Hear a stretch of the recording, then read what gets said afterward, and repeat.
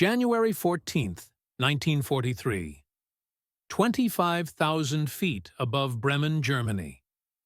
Technical Sergeant Walter Truemper pressed his face against the rubber eyepiece of his ball turret, desperately trying to keep his oxygen mask from freezing to his skin as temperatures plummeted to 58 degrees below zero. His gloved hands gripped the twin handles of his Browning M2 50-caliber machine guns, the only thing standing between his B-17 Flying Fortress and the swarm of Messerschmitt fighters closing in from below. Truemper had spotted the German fighters early, 6 specks growing larger against the cloudscape. He rotated his turret, tracking the lead aircraft through his reflector sight. The fighter grew in his vision, a Bf-109 with yellow nose markings, 800 yards, 700, 600, the perfect range. His thumb pressed the firing button. Nothing happened. He pressed again. Still nothing. His guns remained silent as the German fighter closed to 500 yards.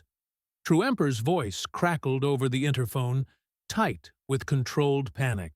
Ball turret to pilot. Guns inoperative. Repeat, ball turret guns inoperative. Above him, the pilot, First Lieutenant Charles Hoyt, banked sharply, giving the top turret gunner an angle on the approaching fighters.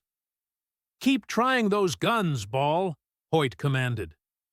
Truemper frantically worked the charging handles, feeling the mechanisms freeze under his touch. Ice had formed inside the receivers, locking the firing pins and preventing the guns from operating. As the fortress shuddered under the impact of 20mm cannon shells from the attacking fighters, Truemper could only watch helplessly as his comrades fought to save the aircraft with their remaining functional guns. This scene would repeat itself hundreds of times in the frigid skies over Europe during the early years of America's bombing campaign. The M2 Browning 50-caliber machine gun, the primary defensive armament on American bombers, was a remarkable weapon, but it had a critical vulnerability. It jammed with alarming frequency at high altitudes. Lieutenant Colonel Cass Hoof, a test pilot and engineering officer with the 8th Air Force, had documented the problem extensively. At operational altitudes, we're seeing a 41% jam rate on the 50s. That's an unacceptable failure rate when each gun can mean the difference between coming home or not. The Browning M2, designed by the legendary John Moses Browning in 1918, was a magnificent weapon at ground level. Firing a half-inch bullet at over 2,800 feet per second, it could penetrate armor plate at 1,000 yards.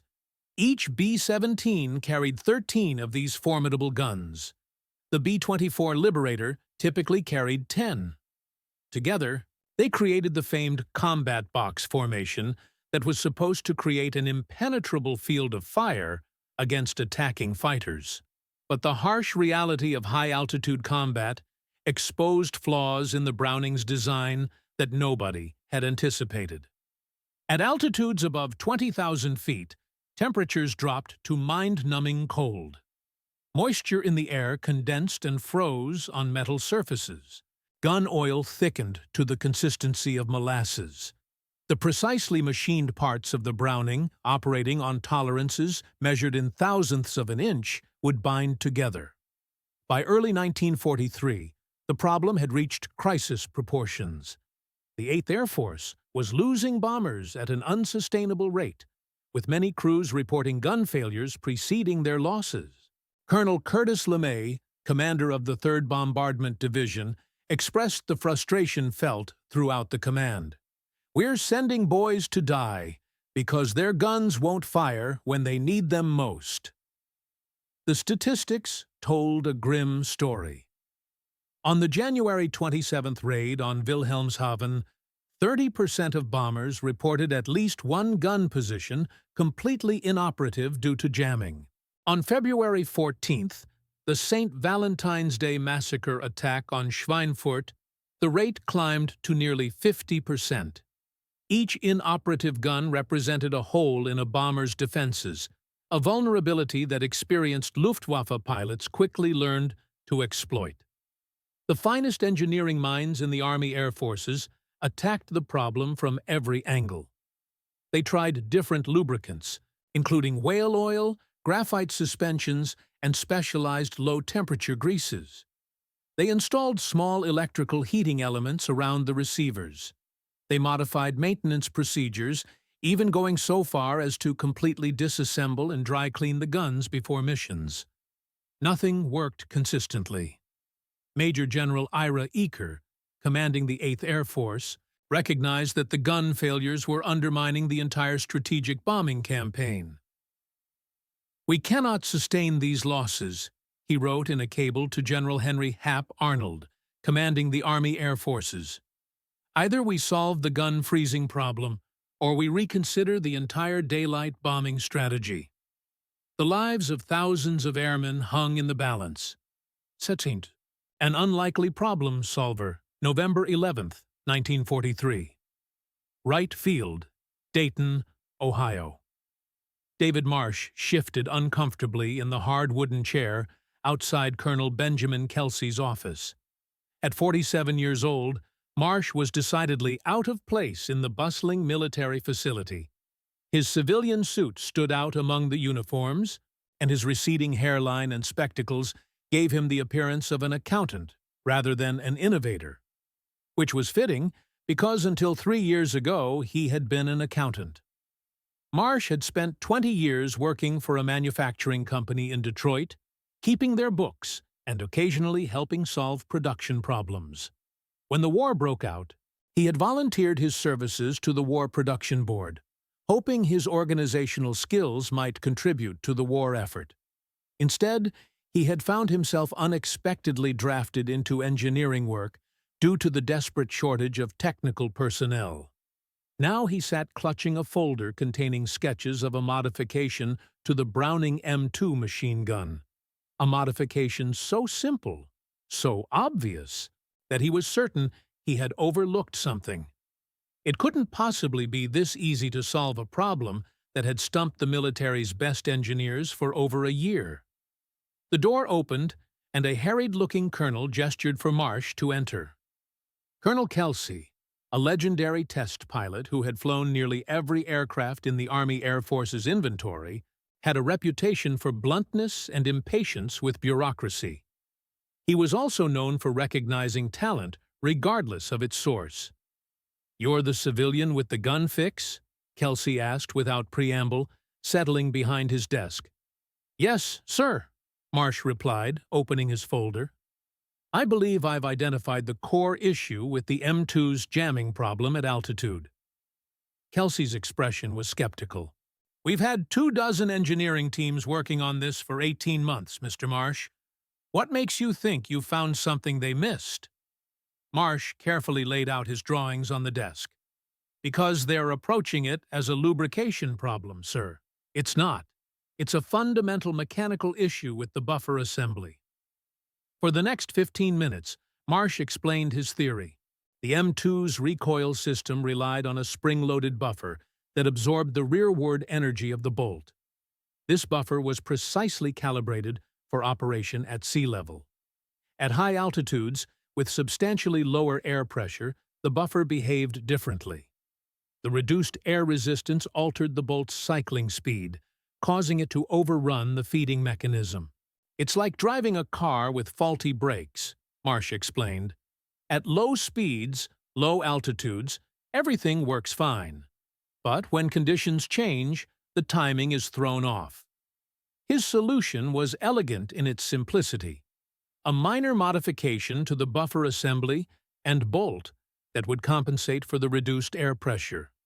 No special lubricants, no heating elements, no complex procedures. When he finished, Kelsey was silent for a long moment. Finally, the colonel picked up the phone on his desk. "Get me Captain Reynolds from Ordnance, immediately." He looked at Marsh. "Wait outside, please." Marsh spent the next 3 hours in the waiting room, his anxiety growing with each passing minute. Had he made a fool of himself? Would his idea be dismissed out of hand? As an accountant turned amateur engineer, he had no formal credentials to support his theory. Just as he was considering slipping away, the door opened again. Colonel Kelsey beckoned him back in, but this time the office was filled with officers and civilians in white lab coats. "Explain it again," Kelsey commanded, "to everyone." Marsh repeated his presentation, this time facing a battery of technical questions from some of the finest weapons experts in the country. He answered as best he could, occasionally admitting when a question exceeded his expertise. When he finished, a silver-haired civilian stepped forward. "Mr. Marsh, I'm Dr. Samuel Green, Chief of Weapons Development. What you're proposing contradicts several established principles of firearms operation at altitude." Marsh's heart sank, but he stood his ground. "With respect, sir, the established principles aren't working. The guns are jamming." "And you've tested this modification?" Green pressed. "No, sir. I don't have access to the facilities or the authority to modify military equipment." An uncomfortable silence fell over the room. Finally, Colonel Kelsey spoke. "We'll test it. Captain Reynolds, take Mr. Marsh to the shop and have him work with the gunsmiths to implement his modification on 3 test weapons. We'll run them in the altitude chamber tomorrow morning." As the meeting broke up, Marsh overheard one officer murmur to another crackpot civilian who thinks he can solve our problems with a pencil sketch. Captain William Reynolds, a young ordnance officer with combat experience in the Mediterranean theater, led Marsh to the armory workshop. "Don't mind them," he said quietly. "If you're right, nobody will remember the skeptics." That night, Marsh worked alongside Master Gunsmith Sergeant Harold Wilson, modifying 3 Browning M2s according to his design. The work was precise and demanding, requiring careful machining of components that had never been altered since John Browning first designed them. Wilson, a grizzled veteran of the First World War who had trained under Browning himself, was initially skeptical. "Been fixing these guns for 25 years, he grumbled as they worked. "Never seen this approach." But as the night progressed and the modifications took shape, Wilson's attitude changed. "Simple," he commented at one point, examining the modified buffer. "Damn simple. Might just work." By dawn, 3 modified M2s sat ready for testing, alongside 3 unmodified guns as controls.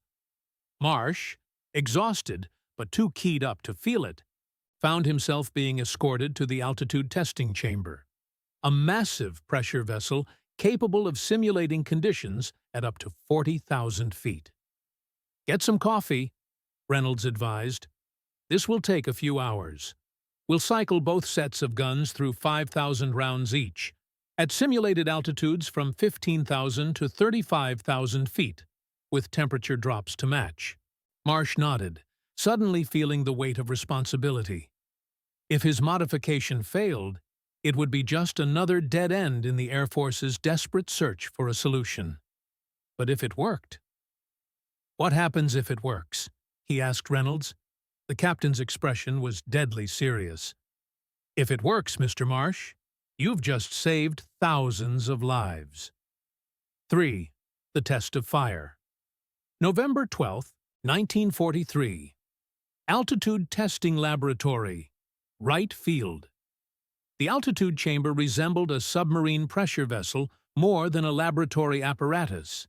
Its thick steel walls were designed to withstand extreme pressure differentials, with viewing ports of layered glass 6 inches thick. Inside, technicians in insulated suits worked around 6 Browning M2 machine guns mounted on test stands, 3 standard weapons, and 3 incorporating Marsh's modifications. From the control room, Marsh watched anxiously as the chamber began its simulated ascent. Gauges showed the dropping pressure and temperature as the environment inside the chamber matched conditions at 15,000 feet. The first test sequence began, with all 6 guns firing 5-round bursts at 10-second intervals. Colonel Kelsey stood beside Marsh, arms crossed. 15,000 feet isn't the challenge. All the guns work fine there. It's when we hit 25,000 and above that, they fail. Dr. Green from Weapons Development nodded. And that's where existing solutions fall apart. The electrical heating works until the guns start firing rapidly. Then the cooling effect of the rapidly expanding gases overwhelms the heaters. The chamber continued its simulated climb. 20,000 feet. 22,000. 25,000. At each interval, the guns fired their test bursts. Through the viewing port, Marsh could see frost beginning to form on the metal surfaces. At 28,000 feet, with the temperature now at minus 45 degrees, the first unmodified gun jammed. Within minutes, the second control gun failed. By 30,000 feet, all three unmodified M2s were inoperative, their mechanisms frozen solid. The modified guns continued firing. Captain Reynolds checked the readouts. 32,000 feet. Temperature minus 52. Continuing test sequence. The modified Brownings fired burst after burst. Occasionally, a round would fail to fire. Ammunition issues were unavoidable in such extreme conditions, but the guns themselves continued to cycle properly, ejecting the duds and loading fresh rounds. At 35,000 feet, the practical ceiling for most bomber operations, the test concluded. The modified guns had fired all 5,000 rounds with a jam rate of less than 2%, and those jams were traced to ammunition issues, not gun failures. The control room erupted in restrained excitement, the muted celebration of engineers who had witnessed something unexpected, but not yet fully validated. Colonel Kelsey's expression remained impassive, but he nodded slowly. "Run it again," he ordered. "Different guns, same modifications." Over the next 72 hours, the test was repeated with different weapons, different ammunition lots, and various firing patterns. The results were consistent. Unmodified M2s jammed at high altitude. Marsh's modified versions continued functioning. On November 15th, Colonel Kelsey convened a meeting in the main conference room at Wright Field. Representatives from Army Ordnance, the 8th Air Force, and the War Production Board filled the room. David Marsh sat quietly in a corner, still wearing the same rumpled suit he'd arrived in 4 days earlier. "Gentlemen," Kelsey began, "we have a solution to the high-altitude jamming problem." He detailed the test results, outlining the modification's performance. The jam rate drops from 41% to under 3% at operational altitudes. The modification requires approximately 45 minutes per gun to implement, using standard tools and equipment that can be deployed to field servicing units. A colonel from Ordnance raised his hand. "With respect, sir, we need to conduct more comprehensive testing. This contradicts our understanding of—" "People are dying, Colonel." Kelsey cut him off. "Every day we delay, more bombers go down because their guns fail. We've spent over a year on this problem. Mr. Marsh solved it in an afternoon." The room fell silent. Finally, Major General Frederick Anderson, Deputy Commander for Operations of the 8th Air Force, spoke up. "How quickly can we implement this across the entire 8th Air Force inventory? We're talking about approximately 5,000 aircraft, each with 10 to 13 guns." A logistics officer consulted his notes. "If we establish modification centers at each base and train the armorers properly, we could complete the entire 8th in approximately 3 weeks. That assumes we can produce and distribute the modified parts quickly enough." General Anderson nodded decisively. "Make it happen. Priority authorization. I want installation teams on transports to England within 72 hours. He turned to Marsh. "Congratulations, Mr. Marsh. The United States Army Air Forces owes you a debt of gratitude." As the meeting broke up, Captain Reynolds approached Marsh. "You're going to England, you know. They'll need you to train the installation teams." Marsh blinked in surprise. "Me? I'm just an accountant who got lucky." Reynolds laughed. "Not anymore, you're not. Now you're the man who fixed the 50s. I-4. Into the field, December 3rd, 1943. Technical site, Thorpe Abbott's Airfield, Norfolk, England. The cavernous maintenance hangar of the 100th Bombardment Group, the Bloody 100th, so named for its appalling loss rate, echoed with the sounds of metal on metal. Dozens of armorers worked at long tables, disassembling Browning M2 machine guns removed from the group's B-17 flying fortresses. David Marsh moved among them, checking their work, occasionally demonstrating a technique. He had spent the past 2 weeks traveling between bomber bases, training armament teams in the modification procedure he had developed. The work was exhausting but exhilarating. For the first time in his life, he was doing something that directly impacted the war effort, something that would save lives. Master Sergeant Frank Ross, the 100th's chief armorer, stood beside Marsh, shaking his head in amazement. "Been working on these guns for 2 years. Never would have thought such a small change could make such a difference." Marsh nodded. The modification was indeed minor. A redesigned buffer assembly and subtle changes to the bolt face that ensured proper cycling even in extreme cold and low pressure. The genius lay not in the complexity, but in the precise understanding of how the gun functioned under different conditions. "How soon can your team complete the group's guns?" Marsh asked. Ross checked his clipboard. "We've got 23 aircraft, 13 guns each. That's 299 guns total. At our current rate, we'll have them all done by tomorrow afternoon. Just in time for the mission to Bremen." The mention of Bremen sent a chill through Marsh that had nothing to do with the damp December air seeping through the hangar doors. Bremen had been one of the deadliest targets for the 8th Air Force, its heavy flak defenses and fighter protection exacting a terrible toll on bomber formations. "Your crews know about the modification?" Marsh asked. Ross nodded. "Word spread like wildfire. The boys are calling it the Marsh Magic. Some of them don't believe it'll work, especially the old-timers who've seen too many miracle fixes fail." He lowered his voice. "Between you and me, morale's been low. We lost 7 crews last month. That's 70 men. Most due to fighter attacks, and the gunners blame themselves when the guns jam." A commotion at the hangar entrance interrupted them. A group of flight crew members in sheepskin flight jackets entered, making their way directly to the armorers' tables.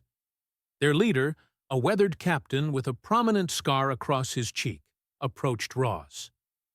"These the new guns we've been hearing about, Sarge?" Ross straightened to attention. "Yes, sir, Captain Daniels. Mr. Marsh here is the civilian who developed the modification. He's training our armorers."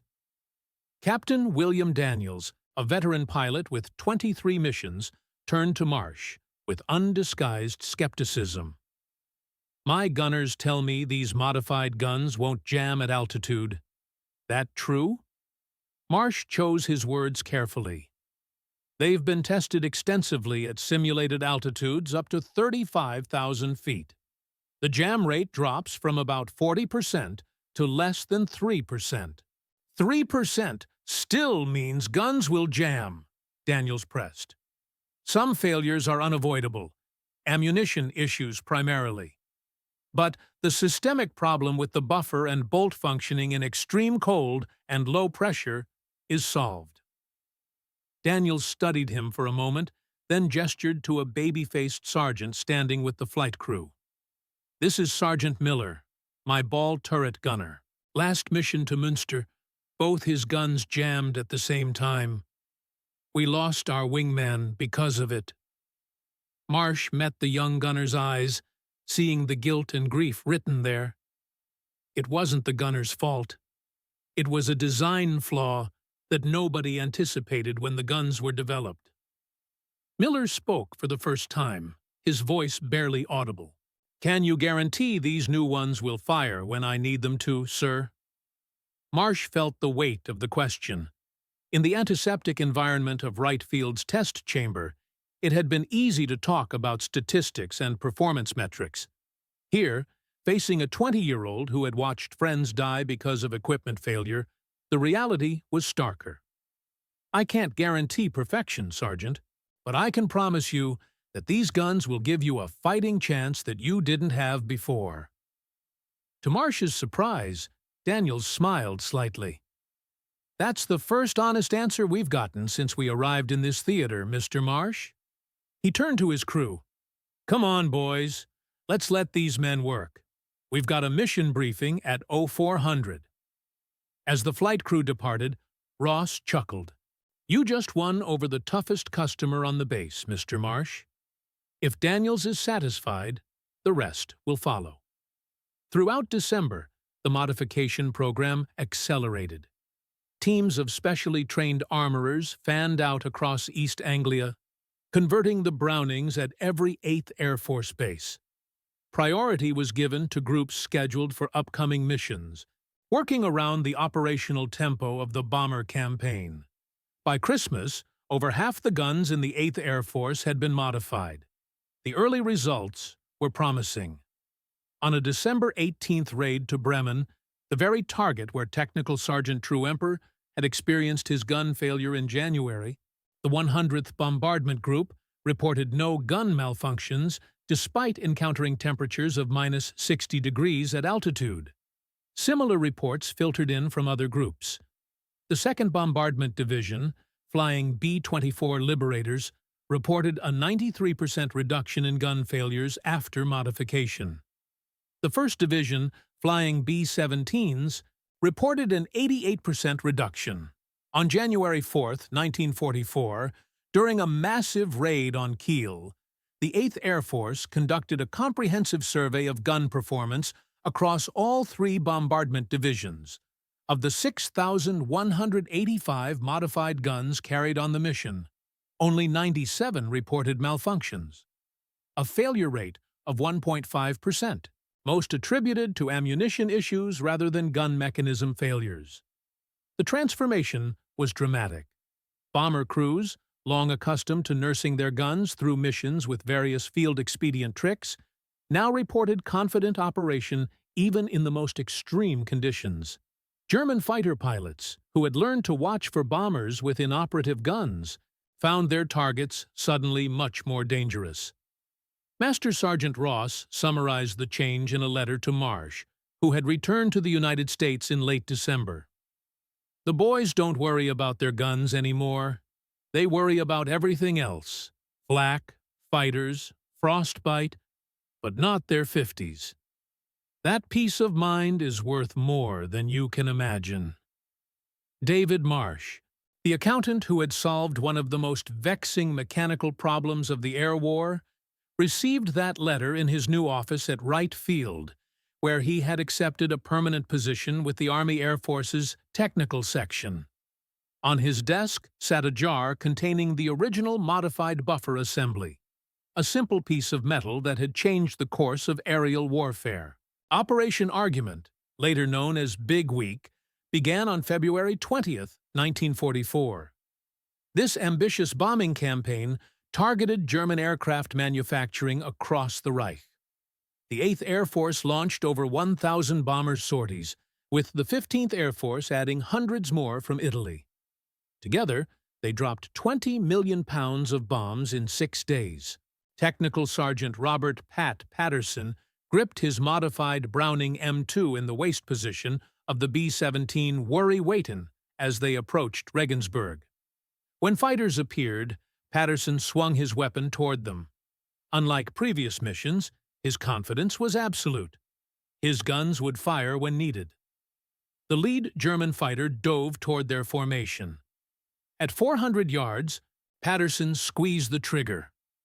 The Browning roared to life, its distinctive hammering cadence vibrating through his body. Tracers struck the FW-190, sending it plunging away, trailing smoke. Patterson immediately engaged two more attackers, driving them off with sustained, accurate fire. Throughout the bomber formation, similar scenes played out. German fighters swarmed the bomber's stream, but met unprecedented defensive firepower. The mathematics of aerial combat had shifted dramatically. Hauptmann Wolfgang Kosse, leading a staffel of JG-26 against the bombers, noticed the change immediately. Previously reliable gaps in American defensive fire had vanished. His pilots reported over the radio that American gunners seemed unusually aggressive and effective. After the mission, Kosse debriefed with his intelligence officer. "It was different today," he reported. "Almost every American gun was firing. We lost 4 aircraft attacking positions that were previously vulnerable." The intelligence officer nodded grimly. "We're receiving similar reports across all Jagdgeschwader. The Americans have apparently solved their gun-freezing problems." That evening, Major General Frederick Anderson reviewed the initial mission reports at 8th Air Force Headquarters. The statistics were unprecedented. 79% of bomber gunners had reported engagement with enemy fighters. Gun failure rate was below 3%. Bomber losses were 21 aircraft from 341 sorties, 6% rather than the 11% average of previous deep penetration raids. March 4, 1944. Wright Field, Dayton, Ohio. David Marsh stood before a room full of engineers, military officers, and production specialists. Projected on the wall behind him were statistics from the European theater. Gun reliability had increased from 59% to 97%. Bomber losses attributed to defensive gun failures had dropped by 78%. German fighter losses had increased by 43% in engagements with American bombers. "Gentlemen," General Henry Arnold addressed the gathering, "this modification has saved more American lives than any single technical improvement since we entered the war." Arnold turned to Marsh. "The President has approved the Legion of Merit for your contribution. But more importantly, I wanted you to hear directly from those you've helped." The lights dimmed, and a film projector whirred to life. On screen appeared the face of Captain William Daniels, the skeptical pilot Marsh had met at Thorpe Abbotts. "Mr. Marsh," Daniels began, "my crew and I have completed 11 missions since our guns were modified. We've faced the worst the Luftwaffe can throw at us. Not once have our guns failed." The camera pulled back to reveal Daniels's crew standing beside their bomber. 20 men are standing here today because of what you did. Thank you." Similar testimonials followed, gunners, pilots, and armorers describing how the Marsh modification had transformed aerial combat. A ball turret gunner explained how he had driven off 3 Me-109s in a single attack. A chief armorer described the simplicity of implementing the change across his entire group in less than 48 hours. The most powerful testimony came from a squadron commander who had flown before and after the modification. "The difference isn't just mechanical," he explained. "It's psychological. My gunners no longer fear their weapons will fail them. That confidence translates into more accurate fire, better discipline under attack, and ultimately, more of my boys coming home." By April 1944, the modification had been implemented across all American air forces globally, not just in Europe, but in the Pacific and Mediterranean theaters as well. Over 56,000 Browning M2 aircraft machine guns had been modified at a material cost of less than $200,000. The program represented one of the most cost-effective weapon improvements in military history. Colonel Paul Tibbets, who would later pilot the Enola Gay, wrote in his report on the Pacific Theater implementation, "The genius of the Marsh modification lies in its simplicity. A seemingly minor mechanical adjustment has completely transformed our defensive capabilities. May 15, 1944. Luftwaffe Headquarters, Berlin. Reichsmarschall Hermann Göring studied the disturbing reports before him. American bomber losses had decreased dramatically despite intensified fighter attacks. His own fighter losses had climbed to unsustainable levels. How, he demanded of his technical staff, how have they suddenly solved a problem we've exploited for over a year? General Adolf Galland, inspector of fighters, spoke candidly. Intelligence suggests a simple modification to their machine guns, something that prevents jamming at altitude. One modification? That's all it took. Sometimes, Herr Reichsmarschall, the smallest changes have the greatest impact. Their guns now work when ours attack. It is that simple, and that devastating. Göring slammed his fist on the table. Find a countermeasure. But there was no countermeasure to be found. The modified Brownings continued their deadly work, making every American bomber a far more formidable target. By summer 1944, Luftwaffe pilots had been forced to develop entirely new attack tactics, approaching from extreme ranges and breaking off earlier to avoid the withering defensive fire. August 12, 1944. Office of the Secretary of War, Washington, D.C. David Marsh felt distinctly uncomfortable in his civilian suit among the uniformed officers at the Pentagon ceremony. Secretary of War Henry Stimson pinned the Medal for Merit, the highest civilian decoration, to Marsh's lapel. "Mr. Marsh," Stimson said during the ceremony, "you have demonstrated that sometimes the most effective weapons of war come not from our military laboratories, but from the innovative spirit of American citizens. Your contribution has saved thousands of lives and significantly shortened this conflict." After the ceremony, a general approached Marsh with a thick folder. "These are letters," he explained, "from bomber crews who wanted to thank you personally. There are over 800 of them." That evening, in his hotel room, Marsh read through the letters one by one. They came from young men who had faced death in the skies over Europe and returned home because their guns had fired when needed. Some were handwritten from hospital beds, others typed on official stationery.